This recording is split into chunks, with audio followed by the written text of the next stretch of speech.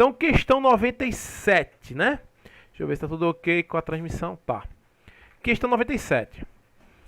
Ecologia de novo. As cutias, pequenos roedores das zonas tropicais, transportam pela boca as sementes que caem das árvores, mas em vez de comê-las, enterram-nas em outro lugar. Lembra bem os esquilos, né? O que fazem com as coníferas. Esse procedimento lhes permite salvar a maioria de suas sementes enterradas para as épocas mais secas. Então ela guarda a meinha, o pé de meia dela, né? Quando não há frutos maduros disponíveis. Então ela sai desenterrando, né? Para depois se alimentar. Cientistas descobriram que as cotias roubam as sementes enterradas por outras. E esse comportamento de ladroagem, né? Uma trollagem aí, uma cutia faz com a outra, faz com que uma mesma semente possa ser enterrada, deixa eu abrir aqui, dezenas de vezes. Então, coitado da semente, né? Uma cutia pegou lá do pé e enterrou. Veio outra, roubou daquela e enterrou em outro lugar. Só que outra, de longe, viu ela enterrando, pegou a semente e enterrou em outro lugar. Ou seja, pode ser enterrada várias vezes. Possivelmente devem ter marcado, né, essa semente, analisado as cutias também e pronto. Beleza. Essa ladroagem está associada em relação a quê? É uma questão bem simples, né? Tá bem na cara que isso é uma competição, né? Mas aproveitando isso, eu resolvi fazer esse... Ih, mais um erro aqui. Isso aqui era para estar em vermelho, tá, pessoal? Desculpa aí. Enfim. Isso faz a gente dar uma revisada em interações ecológicas. Vocês têm que estar com essas interações na mente, tá certo? Então lá em ecologia, vamos relembrar, né? As interações ecológicas, elas se dividem em harmônicas, que quer dizer que ninguém sai perdendo, e desarmônica, que quer dizer que alguém sai perdendo. Enxergue isso aqui em vermelho, por favor, pessoal. Depois eu vou tentar consertar esses erros. Ok? Beleza, então, nesse caso aí, você já percebeu que alguém sai perdendo, a cutia que é roubada. Então você já sabe que é desarmônico, né? Mas continuando aqui, as harmônicas se dividem em intraespecífica e interespecífica. Intraespecífica é quando ocorre dentro da mesma espécie, intra. Mesma coisa desarmônica, só que interespecífica é quando ocorre entre espécies diferentes. Mais uma coisa que eu esqueci de colocar aqui, tá? Mas o nome ajuda, né? Intra, dentro da espécie, intraespecífica. Inter, entre espécies, né? Eu vou fazer uma viagem internacional, entre nações. Então, inter é entre, intra é dentro. Ok. As intraespecíficas, ou seja, que todo mundo, que alguém sai ganhando, ninguém sai perdendo, né? Ninguém sai perdendo aqui. Você tem as sociedades, como exemplos, as abelhas, os cupins, as formigas, tá certo? Na parte natural. O ser humano também faz sociedade, de certa forma. O que caracteriza bem a sociedade é a divisão de trabalho, tá certo? Ou as castas. Por exemplo, na colmeia, você tem castas, você tem as operárias, você tem os zangões e você tem a abelha rainha, tá certo? Cada uma com uma função. A operária, coletar o néctar para poder fazer o mel, fazer a patrulha da colmeia, descobrir novos pontos de coleta, enfim. Os zangões, basicamente, reprodução, assim como a abelha rainha, né? Que vai fazer a reprodução, uma postura gigantesca de larvas, né? Que vão maturar e vão virar as abelhinhas, tá certo? E beleza. Nas colônias, você vai ter, basicamente, o contato físico obrigatório. Você tem um indivíduo grudado no outro. Você tem aí os exemplos, as colônias de bactérias, os corais são colônias de quinidários, tá certo? Você tem também a caravela, que também é um quinidário, aquela famosa caravela portuguesa, que é na verdade uma colônia de quinidários ali, que fica ao sabor do vento. E as interespecíficas entre espécies diferentes, você tem o mutualismo, tá certo? Opa, deixa eu me sumir aqui, voltei. Que neném tá aqui mexendo nas coisas aqui. Pera aí, não, neném, mexa aqui não, me dê a xícara do papai. Vai estar tomando café. Deixa eu botar aqui, tá?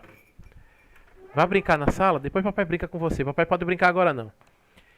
E aí você tem os líquens, que é uma simbiose, um mutualismo, tá? A simbiose é um tipo de mutualismo, que você tem dois micro-organismos formando, tá certo, uma única estrutura que vai desempenhar, vai ter toda a sua fisiologia, né? Isso que é uma alga com um fungo.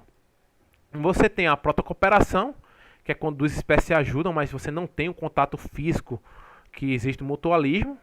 O contato físico, ele acontece de vez em quando. Então, o exemplo que eu coloquei aí, o jacaré é o pássaro palito, né? O jacaré tá lá de boa, ele abre a boca, vem um pássaro palito e começa a cutucar os dentes do jacaré em busca de resto de comida. Os dois saem ganhando, o jacaré ele tem um dentista de graça e o pássaro palito, tá certo? Ele acaba tendo alimento ali de forma fácil. O jacaré ele não fecha a boca, porque não vale a pena. Se os outros pássaro palito vê isso, qual o pássaro palito que vai naquele jacaré agora fazer o serviço de dentista, né? Então, a seleção natural sim, foi suficiente para selecionar os jacarés que não fechavam a boca, não eram traiçoeiros. Não mexe aí não, neném. Não pode não, mexa não. Vá, não pode mexer aqui não no celular de papel, ele quer o celular, vá pra lá. Danado. E aí, você voltando pra cá, né? Você tem essa protocooperação que você não é obrigatório. O pássaro palito, ele pode viver muito bem. E o jacaré pode viver também muito bem, sem haver contato com o outro. Certo? É uma cooperação. O inquilinismo é quando o indivíduo mora no outro, digamos assim. É o inquilino do outro. Então, o exemplo clássico, né, da Pixar, que é o que acontece em Procurando Nemo, né? Nemo, que é um peixe palhaço, ele mora dentro da anêmona, né? Que é o comecinho do filme ali, da animação. Então, isso é um exemplo de inquilinismo. Uma espécie, ela usa a outra de abrigo. Ninguém sai perdendo. A anêmona tem uma limpeza grátis, que o peixe palhaço faz isso, né? Ele é imune, tá certo? O efeito urticário da anêmona. E o peixe palhaço ganha também uma moradia, um local de esconderijo. E a última, interespecífica, é o comensalismo, que é quando o outro aproveita dos restos que uma outra espécie deixa. O exemplo clássico é o tubarão e o peixe-piloto. Então você tem o tubarão ali, ele se alimenta dos peixes, e os restos do peixe-piloto, ele vai e se alimenta. Você tem as rêmoras também, eles têm estruturas que grudam embaixo, tá certo, do tubarão, e isso não atrapalha o tubarão, tá certo? Comensalismo significa o indivíduo ser comensal. Comensal é aquele que vem à mesa, tá certo? É como se eu chegasse na casa de alguém e vocês já almoçaram, né? Sobrou o que aí? Sobrou tal coisa, eu vou comer isso aqui, esse restinho que vocês não querem mais. Então eu seria um comensal. Eu estou me alimentando de restos, né? Lembra de Harry Potter, né? O comensal da morte, tá certo?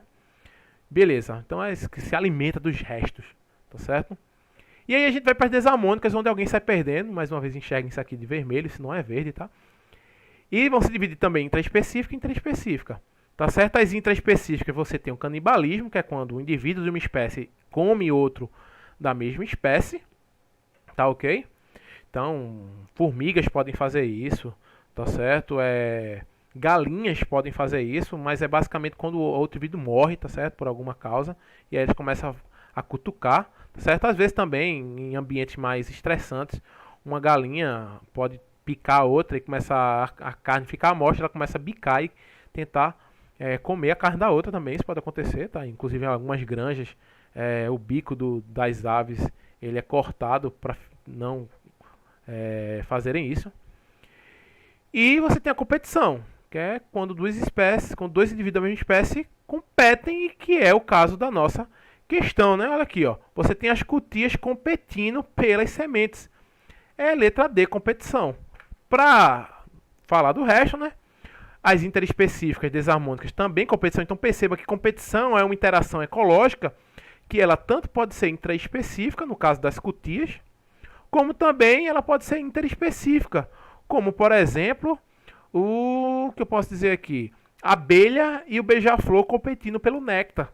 Então você tem uma competição por alimento ali, ou o leão e o tigre competindo por alimento. É uma competição intraespecífica entre espécies diferentes, tá certo? Você tem o parasitismo, que é o que acontece com o homem com a lombriga, por exemplo. Você tem um parasita. Predatismo, que é quando ele vai comer o outro, vai caçar o outro, o leão caçando a zebra, é um predatismo. Você tem presa e você tem caçador. Perceba que parasitismo, o parasita não vai comer o outro, tá certo? Ele vai se alimentar, ou então ele vai buscar nutrientes no outro. Tanto é que pode existir o endoparasita, que é o caso da lombriga, tá dentro, tá certo, do corpo do hospedeiro. E existe também o ectoparasita, ele está fora do corpo. Exemplo é a sanguessuga. Tá certo? A sanguessuga gruda em você, ela está fora do seu corpo, mas ela está se alimentando do seu sangue, que vai ter nutrientes. Tá certo? E tem o amensalismo, que como exemplo você tem os fungos e bactérias. Então, por exemplo, o penicílio, que é o fungo, ele produz a penicilina, que é uma substância que impede que as bactérias cresçam ao redor. Inclusive foi o penicílio que o Alexander Fleming ele descobriu a penicilina, né? Quando ele percebeu que esse fungo ele não deixava as bactérias ao redor crescer. Tá certo? Isso acontece também com árvores, por exemplo. Grandes árvores, elas liberam algumas substâncias no solo que impedem que outra árvore grande cresça para que essa outra árvore não compita, né? Não gera uma competição com ela por nutrientes do solo, por água. Tá certo? Tanto é como você vê uma árvore grande, basicamente só que tem ali algumas gramas, no máximo um arbusto, tá certo? Beleza? Então isso é o amensalismo. Então respondido competição, é bem óbvio.